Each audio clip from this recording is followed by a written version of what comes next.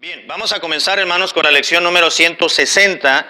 Lección número 160, bienaventurados los hacedores de la palabra. Es el título de la lección, tiene otras palabras, el versículo donde encontramos la bienaventuranza, que vamos a leer la introducción. Ahorita vamos a leer el versículo donde está dicha bendición. Lección número 160, bienaventurados los hacedores de la palabra. Dice la introducción: con la presente lección nos daremos cuenta que por encima de algo importante existe algo, ¿qué cosa, hermano? Importantísimo, es decir, más elevado que lo importante.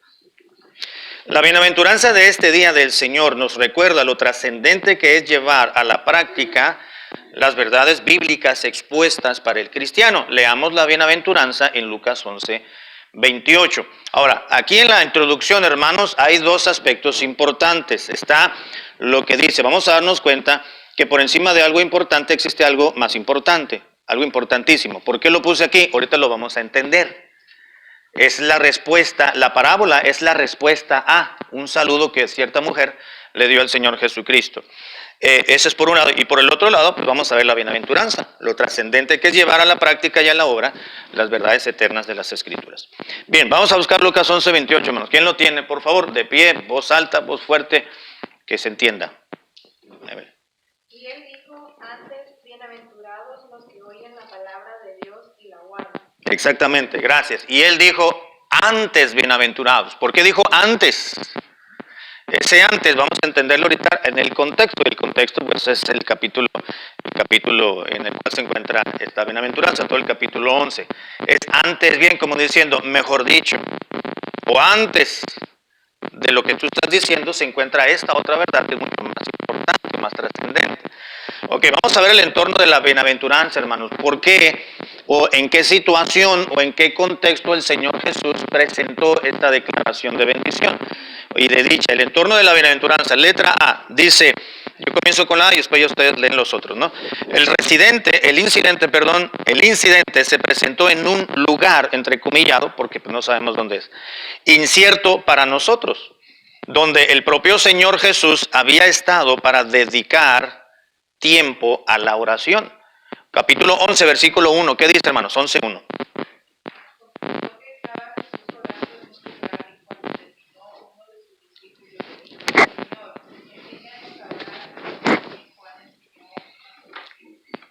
Exactamente, gracias, hermana. Dice la Biblia, dice Lucas que estaba Jesús cierto día orando en un lugar.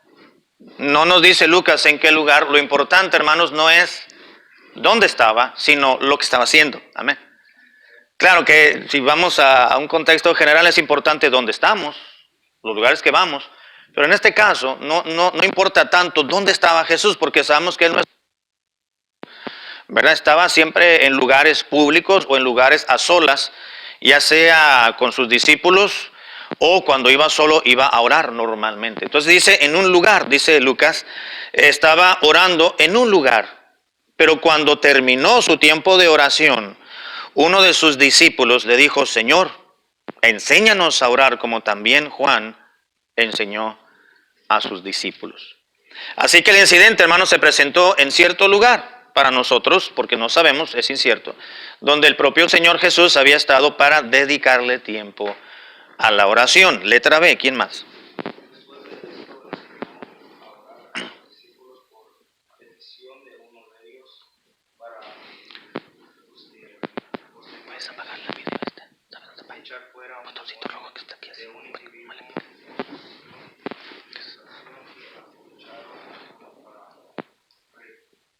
Reclamarle que su labor terrenal era avalada. Exactamente, 11:14 al 22, en el capítulo mismo, el mismo capítulo 11, del versículo 14 al 22, nos narra el evangelista Lucas una situación que se dio. Después de que estaba orando, vino un discípulo, le dijo: Señor, Juan el Bautista le enseñó a sus seguidores, a sus discípulos, a orar al Padre. ¿Por qué tú no? Si nosotros somos tus seguidores y sabemos que tú eres el Mesías, ¿por qué no nos enseñas de igual forma como como Juan, aquel maestro, también tú como nuestro rabino nos enseñas a orar? Y entonces les enseñó. Este capítulo 11, de los versículos 12 en adelante, es el pasaje paralelo a Mateo capítulo 6, donde Cristo les enseñó a orar y donde encontramos el Padre Nuestro. Dice, después de esto enseñó a orar a sus discípulos por petición de uno de ellos. Dice la segunda parte del versículo 1, Señor, enséñanos a orar, también así como Juan enseñó a sus discípulos a orar. Para posteriormente echar fuera un demonio de un individuo, ocasión que aprovecharon algunos de los legalistas para reclamarle que su labor y su ministerio terrenal pues no venía de parte del cielo, sino era un ministerio del demonio. Todo eso lo encontramos en el versículo 14. Estaba Jesús echando fuera un demonio que era mudo, y aconteció que salido el demonio, el mudo habló. Y la gente se maravilló, pero algunos de ellos decían, por Belcebú, príncipe de los demonios, echa fuera demonios. ¿Se acuerdan quién era Belcebú, hermano? ¿Quién era Belcebú?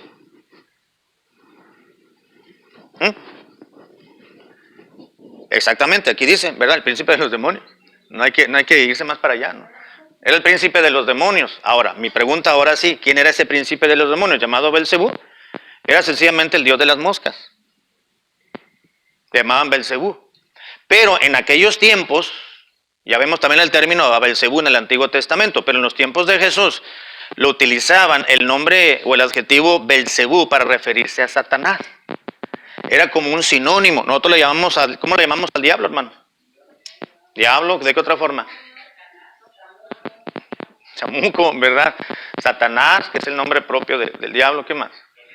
El enemigo, ¿verdad? Exactamente. La serpiente antigua, ¿qué más? Belcebú en algunas ocasiones, ¿verdad? Le llamamos de diferentes formas. Los judíos en aquel entonces le llamaban Belcebú a Satanás también, aunque ellos originalmente el nombre pues, era el dios de las moscas, no era un mosquerillo, me imagino, cuando le ofrecían a Belcebú, ¿verdad? Sus ritos y sus sacrificios, ¿verdad? Me imagino que agarraban una mosca y la abrían y la sacrificaban, ¿verdad? Bueno, dice la Biblia que después de esto enseñó a orar. Letra C, hermanos.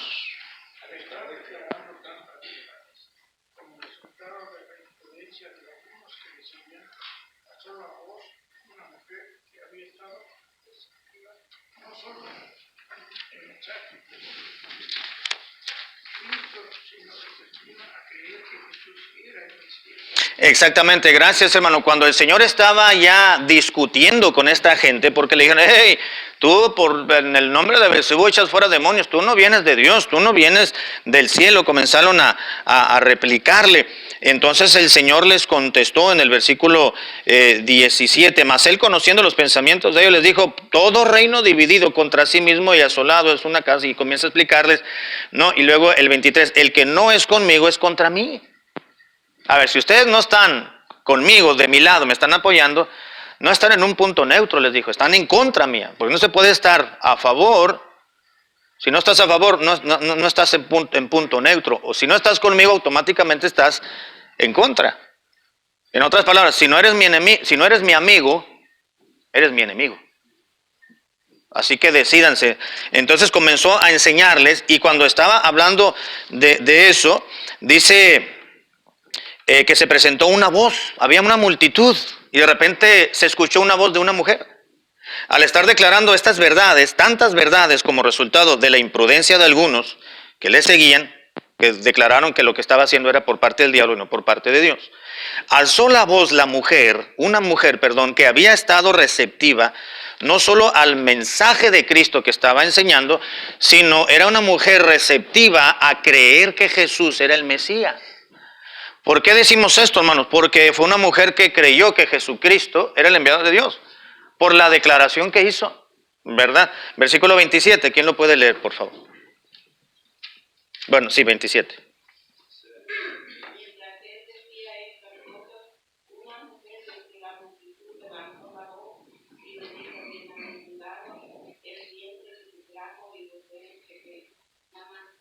Que mamaste, ¿verdad? Exactamente, dice, mientras él decía estas cosas, ¿qué cosas, hermano? Pues les estaba dando un puntapié a esta gente que se le puso, ¿verdad? A replicar lo que él estaba haciendo, el milagro que había hecho, o la expulsión de ese demonio. Mientras él decía estas cosas, dice, una mujer de entre la multitud, no sabemos quién era. No nos especifica la palabra, sencillamente era una mujer de entre la multitud, levantó la voz y dijo, bienaventurado el vientre que te trajo y los pechos, los senos que mamaste. Es decir, bienaventurada aquella mujer que te trajo al mundo, es lo que estaba diciendo. El seno, el vientre que te cargó y cuando te amamantó y te dio lechita materna, bienaventurada esa mujer. ¿Por qué estaba diciendo esto esa mujer, hermano? ¿A quién estaba ensalzando? ¿A quién estaba elogiando? A la mamá no. A la mamá no. A Jesús.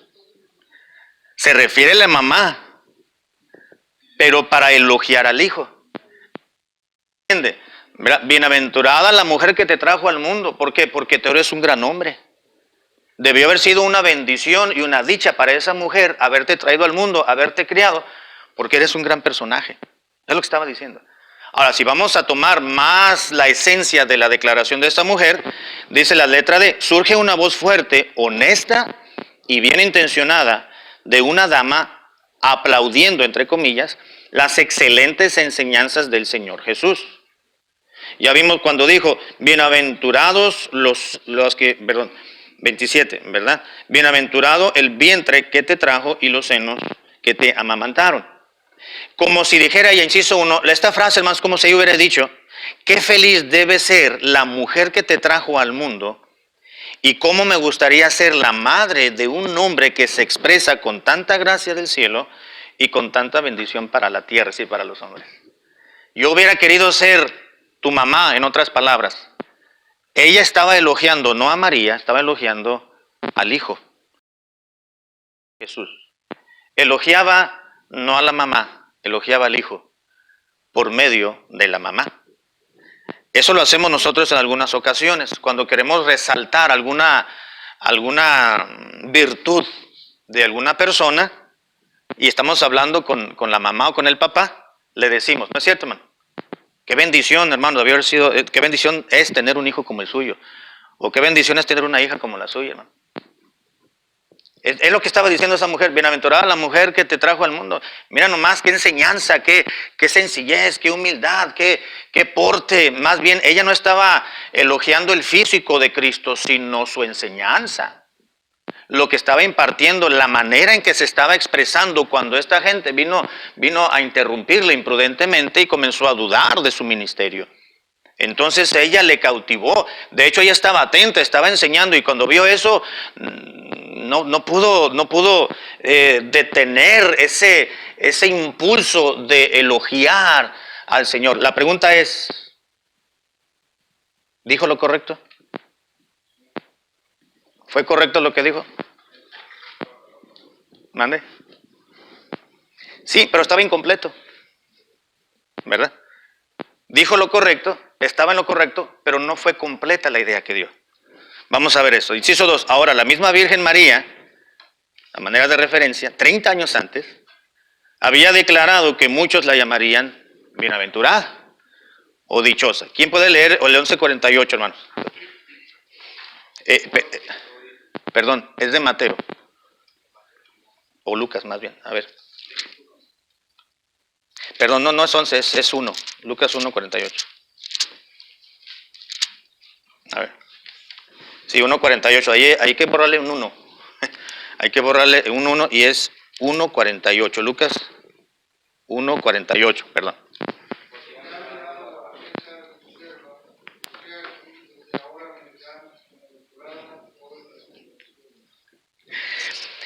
Gracias, hermano. En el Magnificat, que así se le conoce, la Magnificat es una palabra en latín porque así comenzó María a expresarse, engrandece mi alma al Señor. Se engrandece, en latín es Magnificat, así que se le conoce tradicionalmente, ¿verdad?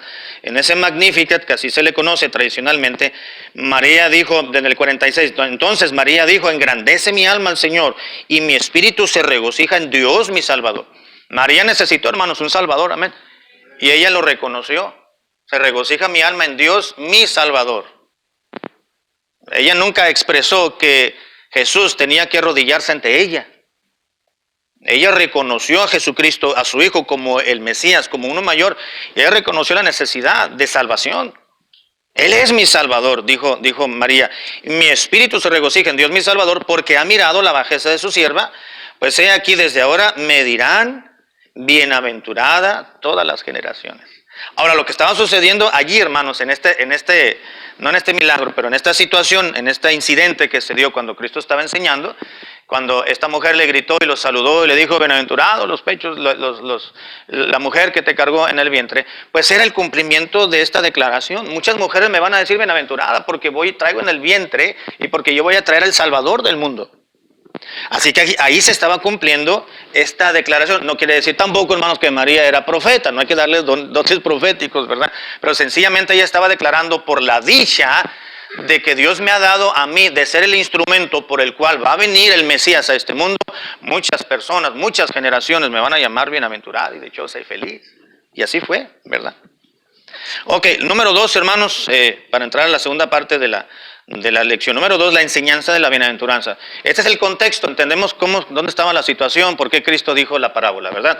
Vamos a leer la letra A. Cristo aprovechó la ocasión en que esa mujer lo saludó expresando tal declaración para completarla y sellar la vida de su pensamiento. De esto surge la bienaventuranza. Exactamente, gracias. De ahí surge la bienaventuranza. Dice que Cristo aprovechó esa ocasión en que esta mujer le saludó expresando tal declaración. Bienaventurados el vientre. ¿Dónde está? Lucas 11, ¿verdad? Acá. Esa voz, bienaventurados estoy en el 27. El vientre que te trajo y los pechos que te amamantaron. Cuando ella dijo esto, entonces Cristo lo aprovechó para completar esta declaración y cerrar la idea de dicho pensamiento. De esto surge entonces la bienaventuranza. Bienaventurado el vientre que te trajo, ¿verdad? Y el pecho que te amamantó. Y dijo el Señor, sí, pero más bienaventurado es. Por eso comienza la bienaventuranza en el 28, y Él dijo antes. Bienaventurado. Ese antes está diciendo, sí, es cierto, bienaventurada esa mujer, pero hay una felicidad mayor que sencillamente haberme traído al mundo. Y esa dicha antes, bienaventurados, felices o dichosos, no solamente ella que me trajo al mundo, más bienaventurados y más felices son los que oyen la palabra de Dios y la guardan. Esa es la verdadera felicidad. Es cierto que hay una bendición, ¿verdad? Porque esta mujer me trajo al mundo, pero ella es parte de esa bienaventuranza, pero también es parte de una dicha mayor porque oye la palabra de Dios y oye la palabra de Dios y la practica y la guarda. Es cierto que hay una grande bendición. Gloria al Señor, hermano, por ese instrumento que Dios utilizó para traer al Señor Jesucristo al mundo en su humanidad. Amén. Pero ya no hay que darle, ¿verdad?, la importancia más allá de lo que no tiene o no merece. ¿Es digna de adoración? No. Nadie, ningún ser humano es digno de adoración más que Cristo. ¿Ella es digna de adoración? No. ¿De elogio? Sí. Porque fue un instrumento. Y fue un instrumento sencillo, humilde. No fue una persona que estaba por encima de él. Ella siempre le dio lugar a Jesucristo. ¿Se acuerdan ahí en las bodas de Caná? El que se dice fue el primer milagro de Jesucristo.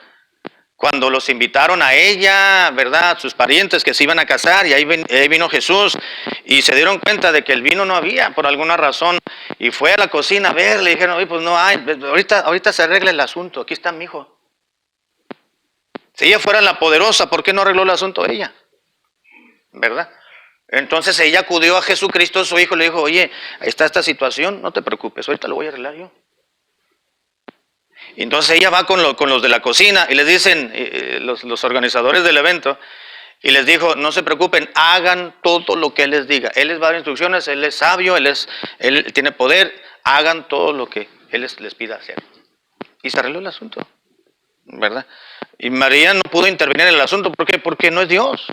Porque no es todopoderosa, porque no está en lugar de Cristo, no es la madre de Dios, es la madre de Jesús en su humanidad, no de Dios. Dios es autosuficiente, Dios es autoexistente. ¿Se acuerdan que ya prediqué ya se enseñó los domingos en la noche acerca de la autoexistencia de Dios? Así que ella fue un instrumento, sí, es una mujer que merece y fue bienaventurada por la instrumentalidad que tuvo y el corazón de traer en su vientre y de enseñarle sus primeros pasos a Jesús, el Salvador, en la humanidad, pero en su divinidad, pues él sabía todas las cosas, ¿verdad? Así que Cristo aprovechó la ocasión para cerrar la idea de esta mujer, de esta dama que expresó ese elogio hacia Jesús. Letra B, hermanos. La contestación del Señor fue muy significativa, pues no negó que María, su madre en su humanidad, era bienaventurada, pero fue un poco más allá de eso al decir que era mucho más importante oír la palabra de Dios y guardarla. Exactamente, muchas gracias. Exactamente, eso es lo que está diciendo el antes. Jesucristo no dijo, no digas eso de María, ¿cómo crees? Ella no es dichosa. No dijo eso, no lo negó. Porque sabía que María, su madre, la madre de Jesús, no la madre de Cristo, la madre de Jesús, el instrumento humano, pues realmente era un instrumento muy, muy especial. Y fue una mujer muy especial. Y hay mucho que aprender de ella, como de cualquier otra mujer. Pero no lo negó, dice. La contestación del Señor fue muy significativa, pues no negó que María, su madre en su humanidad, fuera bienaventurada. Pero fue un poco más allá de eso. Y no se quedó ahí, sí, María, mujer, escucha. No dijo eso. Sí es bienaventurada, pero hay algo más importante. Hay algo sobre algo importante, hay algo importantísimo, decía en la introducción, ¿no es cierto? No. Más importante que estarse fijando en el elogio de esa mujer por la dicha de haberme traído al mundo, sí es cierto, pero hay algo más allá. Déjame completar tu idea, dijo el Señor. Dice, fue mucho más allá de ello al decir que era mucho más importante oír la palabra de Dios y guardarla. Antes, sí, les dijo antes, bienaventurados los que oyen la palabra de Dios y la guardan. ¿Qué dice la acotación del puntito, hermanos, debajo de la B?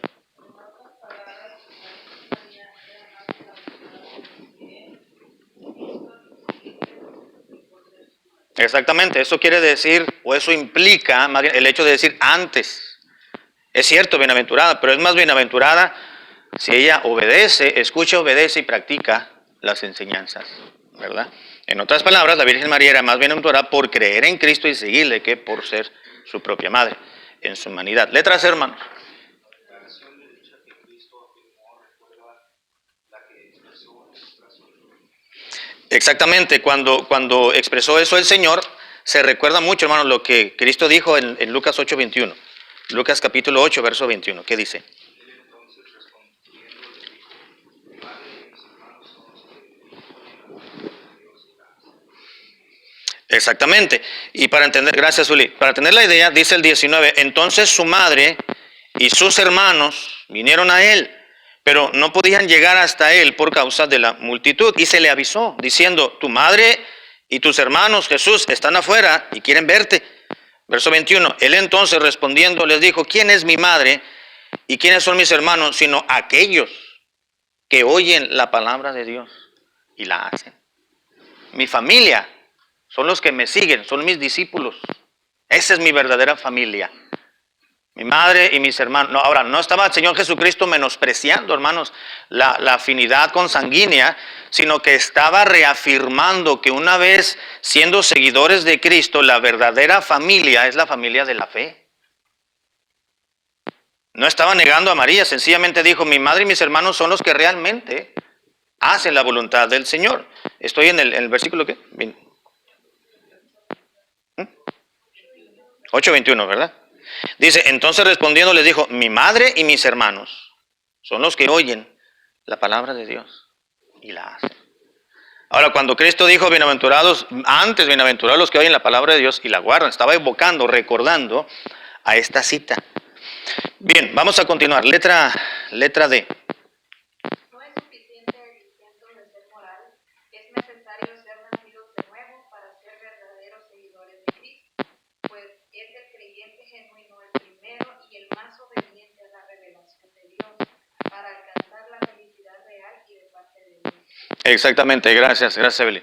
Ahora, lo que está enseñando la palabra de Dios aquí, hermanos, con estos versículos, bienaventurados los que oyen la palabra de Dios y la guardan, no está enseñando necesariamente moralidad. Hay personas que son muy morales, tienen un código de conducta que rige en su vida, pero si no tienen a Cristo en su vida, ¿de qué sirve? Eso va al fracaso. Porque si mueren, van al infierno, ¿y de qué les sirvió su moralidad? Ahora, no está hablando de una moral plena aquí en estos versículos, sino, dice aquí la letra, no es suficiente el intento o tratar de ser moral sin Cristo en su vida. Es necesario primero, pues, ser hijo de Dios, ser renacidos para poder ser verdaderos seguidores o discípulos de Cristo, y entonces el creyente genuino es el primero y debe ser el más obediente a la palabra de Dios, a la revelación de Dios. Porque el intento, el esfuerzo será en vano. Tendrá resultados efímeros, temporales, superficiales, pero cuando una persona, el pecador arrepentido, se convierte al Señor Jesucristo, ese va a ser el primero que va a desear seguir al Señor. Se convierte en un discípulo y será el primero que va a anhelar agradar a su Señor.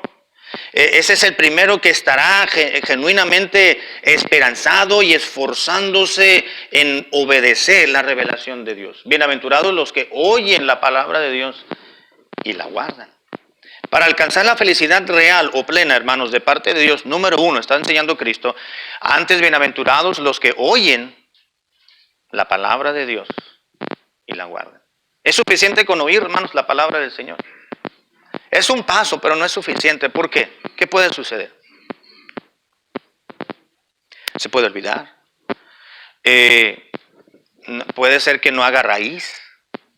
¿Se acuerdan de la parábola del sembrador? El sembrador salió a sembrar. Es un predicador, es un ganador de almas.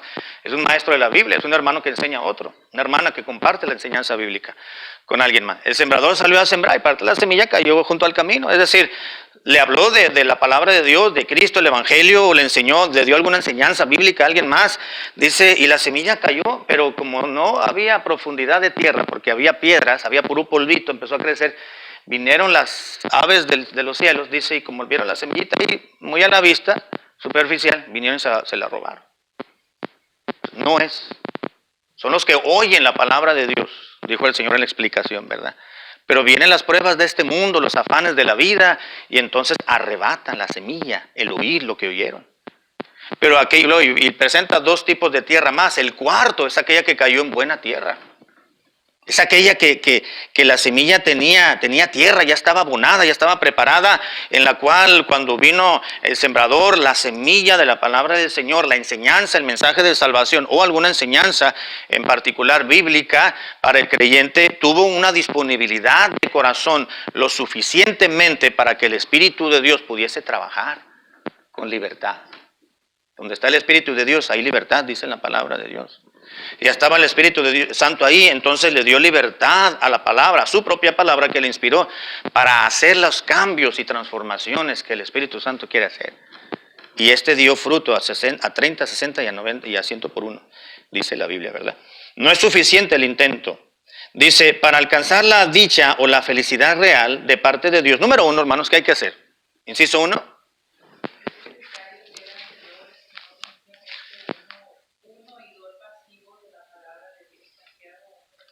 Exactamente, Santiago 1:22, ¿quién lo tiene?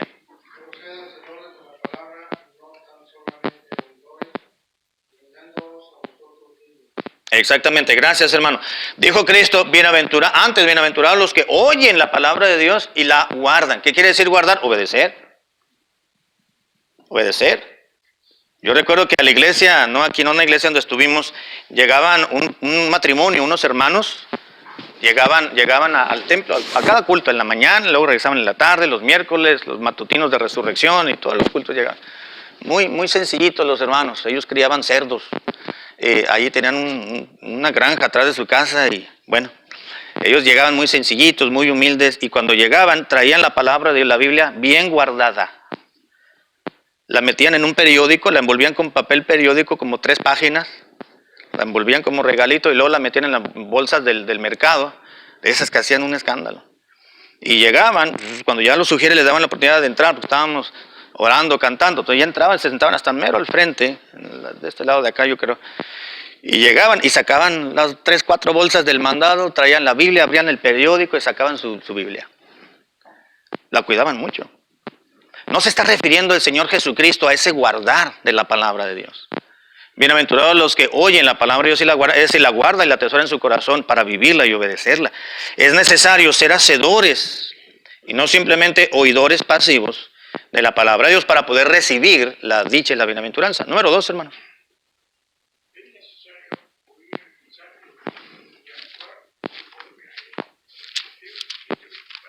Exactamente, Mateo 7:24. Es necesario para poder alcanzar la bienaventuranza, hermanos, de este versículo, es necesario oír el mensaje de Cristo y actuar entonces en consecuencia o conforme al mensaje. Mateo 7:24.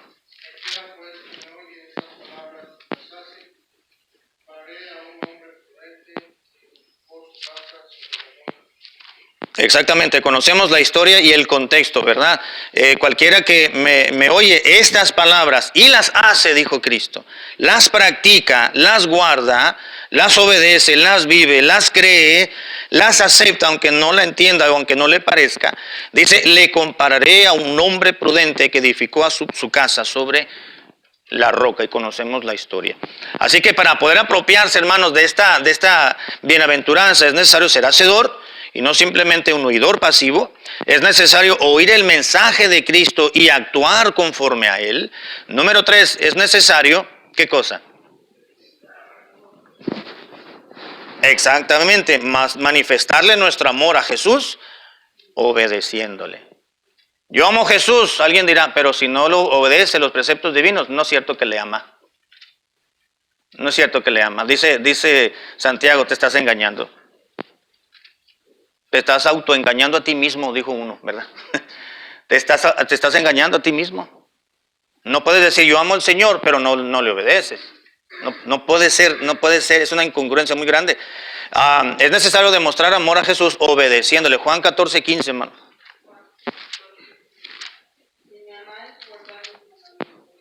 Si me amáis, guardad mis mandamientos. 21, hermano, por favor. Tiene mis mandamientos, los guarda. Ese es el que me ama. El que me ama será amado por mi Padre. Yo le amaré y me manifestaré a él. Exactamente, versículo 23. Respondiendo Jesús y le dijo, el que me ama, mi palabra guardará, y mi Padre le amará, y vendremos a él y haremos morada con él. Exactamente. Gracias. Está hablando, hermanos, de amor, de obediencia. ¿Por qué? Por amor. ¿Por qué se obedece a un superior, hermanos, a una autoridad, a una jerarquía? ¿Por qué? Hay 2 razones, ¿verdad? Uno es por amor y la otra, el respeto va implícito en el amor, ¿verdad? ¿Cuál es la otra? Si la obediencia por amor y la obediencia por temor o por miedo. Nuestros hijos nos obedecen porque nos aman o porque les sacatean, ¿verdad? Al castigo, a la disciplina, ¿verdad que sí? Obedecen por amor y ahí va implicado el respeto, la posición de la jerarquía, de la autoridad, del papá, de la mamá, ¿verdad? Y un adulto también. Obedecemos a Dios por 2 razones, porque le amamos, dice, o porque le tememos. Si no obedecemos a Dios, horrenda cosa es caer en manos de un Dios vivo. Hay temor, ¿verdad? Como quiera que sea, se obedece, pero ¿cuál está honrando a Dios? ¿El que le obedece por miedo, temor, o el que le obedece por amor? El que le obedece por amor, ¿verdad? Bien, vamos a seguir. Me faltó un pasaje, ¿verdad? 15:10. Guardaréis mis mandamientos, permaneceréis en mi amor, así como yo he guardado los mandamientos de mi Padre y permanezco en su amor. Exactamente, y tiene la misma idea, ¿verdad? Gracias, hermano. Es necesario, inciso 4, ¿qué más? Exactamente, el cristiano va a demostrar su carácter, o una persona, un hijo de Dios, va a demostrar su carácter cristiano al obedecer la palabra de Dios. Primera de Juan, capítulo 3, versículo 23. Primera de Juan 3, 23. Y este es su mandamiento, que creamos en el nombre de su Hijo Jesucristo y nos amemos unos a otros como nos lo ha mandado. Y el que guarda sus mandamientos permanece en Dios y Dios en él. Y en esto sabemos que Él permanece en nosotros por el Espíritu que nos ha dado. Exactamente, muchas gracias, Evelyn. Dice que nos amemos unos a otros como Él nos ha mandado. El que guarda sus mandamientos permanece en Dios y Dios en él. Entonces la manera de manifestar, de expresar, hermanos, el carácter cristiano, un hijo de Dios, es obedeciendo la palabra de Dios. Letra E.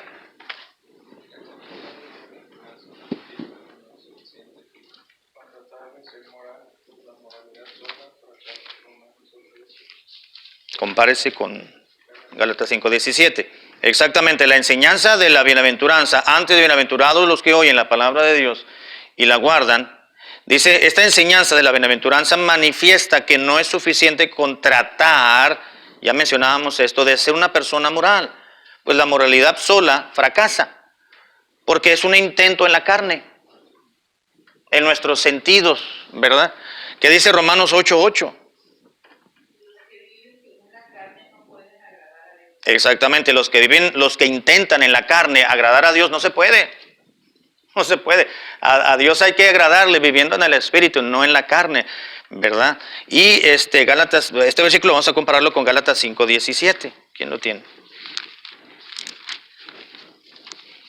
Gálatas 5:17. Porque el deseo de la carne es contra el espíritu y el del espíritu es contra la carne, y estos se oponen entre sí para que no hagáis lo que quisierais. Exactamente, muchas gracias. Si hay una decisión en base a nuestra carne, a nuestra carnalidad o a nuestra naturaleza pecaminosa, va a estar opuesta al deseo del Espíritu. Y es una lucha constante. Dice Pablo, no vas a llegar a ningún lado. Va a haber una lucha. Si tus decisiones son en la carne, en tu debilidad, en tus impulsos, en tu debilidad y en tu viejo hombre, dice, no vas a llegar a agradar a Dios. A Dios se le agrada viviendo en el Espíritu, no en la carne. Decisiones espirituales, no decisiones carnales. Letra F, hermanos.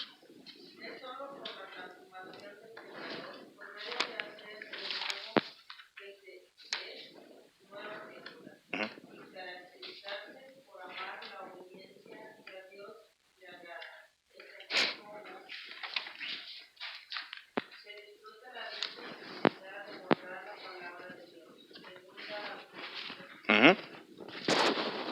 5:9, Efesios 5 y Colosenses 1, ¿verdad? Gracias, hermana. Dice algo muy interesante en este inciso. Es solo por la transformación del pecador, es decir, cuando un pecador arrepentido, creyendo en Jesucristo, es solo a través de ese cambio, de esa transformación que trae el Espíritu Santo, de nacer de nuevo, o de ser regenerado, es que esa nueva criatura, él pasa a ser nueva creación, y esa nueva creación se caracteriza por amar la obediencia, que eso es lo que Dios agrada, hermano. Amén. Dios se agrada en nuestra obediencia. Dios dice, yo quiero que tú seas un hijo obediente, hijo de Dios, ¿verdad? Soltero, casado, yo quiero que seas obediente. Sí, si eres soltero, obedece a tus padres, sométete a su jerarquía, a su autoridad, pero también ya de adulto tú necesitas obedecer palabra de Dios. Se complace tanto Jehová en los sacrificios y en los holocaustos como en que se obedezca la palabra de Dios, dijo Samuel. Ciertamente el obedecer para Dios es mejor que los sacrificios y el prestar atención mejor que la grosura. Dios se agrada, hermanos, en los cristianos, hombres y mujeres, jóvenes y decrépitos, niños o niñas. Dios se agrada en que seamos obedientes. Dios quiere que amemos su palabra y la vivamos. Así que dice la Biblia, es solo por la transformación del pecador, por medio de nacer de nuevo, que se es nueva criatura. Y cuando se es nueva creación, esa nueva creación se caracteriza por amar la obediencia que Dios le agrada. Es así como se disfruta la dicha y la felicidad, es decir, la bienaventuranza, de guardar la palabra de Dios. Vamos a leer esos versículos que nos hablan de agradar a Dios. 2 Corintios 5:9, por favor. Ausentes. Serle agradable. Ya sea que estemos aquí con ustedes o estemos ausentes con ustedes, dijo Pablo, nuestra vida del hermano Timoteo y nosotros como misioneros que hemos estado en su congregación y en sus casas, nosotros tratamos de agradarle al Señor. Ya sea ausentes o presentes, buscamos el agradar al Señor. Efesios 5:10.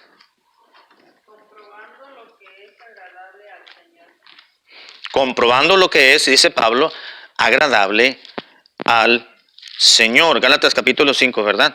Efesios 5:10. Sí. Y Colosenses 1:10. Entendéis como es digno del Señor, agradándole en todo, llevando fruto de toda buena obra y creciendo en el conocimiento de Dios. Exactamente, gracias hermana. Aquí está presentando Pablo parte del contenido de la oración que Pablo llevaba a cabo en favor de los hermanos de Colosas, de la iglesia de esta ciudad, de Colosas. Dice, yo oro al Señor desde el versículo 9, por lo cual también nosotros, dice, desde el día que lo oímos, no cesamos de orar por ustedes y de pedir que seáis llenos del conocimiento de su voluntad en toda sabiduría e inteligencia espiritual, para que andéis como es digno del Señor, ¿qué dice? Agradándole en todo, llevando fruto en toda buena obra y creciendo en el conocimiento de Dios. Ese es, hermanos, ese debe ser el móvil, el motivo por el cual debemos de ser obedientes a Dios. Debemos de inclinar nuestra voluntad a obedecer los preceptos divinos. Hay ocasiones, hermanos, en que la enseñanza que Dios nos da de su palabra no es muy acorde a nuestro criterio. ¿Verdad que no? Hay cosas que no entendemos. Hay cosas difíciles de entender. Que si uno dice, cuando ya esté en el cielo se lo voy a preguntar, pero a lo mejor ni nos acordamos cuando estamos allá. ¿Verdad? La verdad. Va a haber otras cosas mucho más interesantes como ver la gloria de Dios, conocer a nuestro Señor Jesucristo, que está diciendo, oye Señor, ¿por qué escribiste esto? ¿Por qué dice eso ahí en Génesis? ¿Y por qué acá? No, ni nos vamos a acordar de superficialidades. Allá nos vamos a deslumbrar cosas que ojo no vio, ni oído oyó, son las que Dios ha preparado para los que le aman, dice la Biblia. En su presencia, hermanos, hay plenitud de gozo. Allá yo creo que ni nos vamos a acordar de ninguna duda que tuvimos de su palabra aquí en la tierra. Vamos a llegar, nos vamos a deslumbrar con su presencia, adorándole. Sin embargo, mientras estemos en esta tierra, hermanos, vamos a encontrar aspectos en la Biblia que no nos van a cuadrar muy bien, ¿verdad? A nuestra mente finita. ¿Por qué Dios no? Un hermano me dijo, pastor, ¿por qué Dios no puso ahí en la Biblia si hay o no hay extraterrestres? Le digo, hermano, pues es que la verdad sí hay, no tiene que buscar en la Biblia. La Biblia dice que sí hay, ¿verdad que sí hay extraterrestres, hermano? ¿Qué son los ángeles? Vida extraterrestre, es decir, vida fuera de la tierra. Sí hay, ¿verdad? Que los describa como, eso es otra cosa. El hombre le ha dado una apariencia y le ha dado un misticismo, ¿verdad? Pero realmente le digo, hermano, mire, fuera de eso, no se crea que los ángeles son los ovnis que andan por ahí navecitas. Pero es que si no lo dice la Biblia, no nos debe de interesar. Las cosas secretas pertenecen a Jehová, Deuteronomio 29, ¿sí o no? Pero las reveladas son para nosotros y para nuestros hijos, para que temamos. Ay, sí, pero ¿por qué Dios no fue tan claro, hermano? Pues Dios no quiso, punto, se acabó. Dios es Dios. Dios es soberano, no tiene que andarnos pidiendo permiso, ni pidiendo consentimiento, ni pidiéndonos la opinión, a ver si qué nos parece, qué te parece lo que es. No, dice Dios, ahí está escrito, lo crees bueno, si no lo crees, allá tú. Tenemos que aprender a creer y aceptar, y aceptar, hermanos, lo que la palabra de Dios nos da como palabra de Dios, amén. No, hay situaciones en las que dice uno, ¿y por qué Dios mató tanta gente? Eso ya son ideas, ¿verdad?, de principiantes. El hombre natural, ¿verdad?, se dedica a esos cuestionamientos, los que no tienen a Cristo en su vida, los que no tienen al Espíritu Santo. Si yo me voy a convertir a Cristo cuando alguien me dé una plena explicación de por qué Dios mandó matar a tanta gente allá en Canaán, por ejemplo. ¿Y por qué tanta mortandad hoy en día? ¿Por qué mueren tantos bebitos? ¿Por qué tienen que hacerle el legrado a alguna mujer que tanta ilusión tuvo para un hijo? ¿Por qué tienen que quedar huérfanos ciertos niños? ¿Por qué tienen que enviudar a una buena mujer? ¿Por qué tienen que sufrir los buenos? Cuando yo haya respuestas a todo esto, entonces me voy a convertir al cristianismo, me dijo un hombre. Le digo, pues quizás nunca se convierte entonces, si condiciona a Dios. A Dios no se le condiciona. No le estamos haciendo ningún favor con buscarle a Dios. Más bien Dios nos hace un favor a nosotros con darnos los recursos espirituales para que nosotros le busquemos. Pero el hombre natural no entiende, no percibe, no le busca. Es Dios, hermanos, el que ha andado detrás de uno, ¿no es cierto? Cristo dijo, no me eligieron ustedes a mí, sino que yo los elegí. Pues ¿cuándo ustedes iban a andar detrás de mí? Dijo el Señor. Yo tuve que buscarlos. Yo tuve que darles la oportunidad para que ustedes se entoparan con el sacrificio que yo hice por ustedes, y cuando me encontraron, entonces yo les salvé. Ya miramos eso, ¿verdad, hermanos? Que en el estudio de Romanos, la salvación es para todo aquel que cree, pero no todos creen. Así que Dios nos ayuda, hermanos, como creyentes, como hijos de Dios, como regenerados, como nacidos de nuevo, que Dios nos ayude a incrementar nuestro anhelo de obediencia a Dios y a su palabra. Esto de lo necesario para experimentar la felicidad que proviene del cielo. Pues tenemos la bendita revelación divina al ser humano, la Escritura, y tenemos los sentidos para aplicarlos a ella y obedecerla con prontitud. Amén. Antes bien, y él dijo antes bien, bienaventurados los que oyen la palabra de Dios y la guardan. Es cierto, hay una bienaventuranza y una dicha de felicidad, una declaración de felicidad para aquellas personas que hacen algo específicamente bajo el precepto divino, como María. Dios decidió que Jesús naciera de una forma milagrosa. El nacimiento virginal de Cristo es una doctrina elemental y fundamental de la vida cristiana, de la fe cristiana. El creer que Cristo nació de María, una mujer pecadora, pero no bajo pecado. Aunque ella tenía naturaleza pecaminosa, Jesús no fue concebido por voluntad de varón, sino fue concebido, o es más bien, y el Espíritu Santo hizo sombra, dice la Biblia, sobre María. Y entonces se produjo el cigoto o el feto y comenzó el embrión a desarrollarse hasta que nació Jesús en su humanidad. Hay un versículo para memorizar, hermanos, la siguiente semana, que es Lucas capítulo 11, versículo 28, justamente el pasaje o el versículo de la bienaventuranza. Y él dijo, antes bienaventurados los que oyen la palabra de Dios y la guardan. Amén. Bien, vamos a orar, hermanos, para finalizar y comenzar nuestro culto en esta mañana.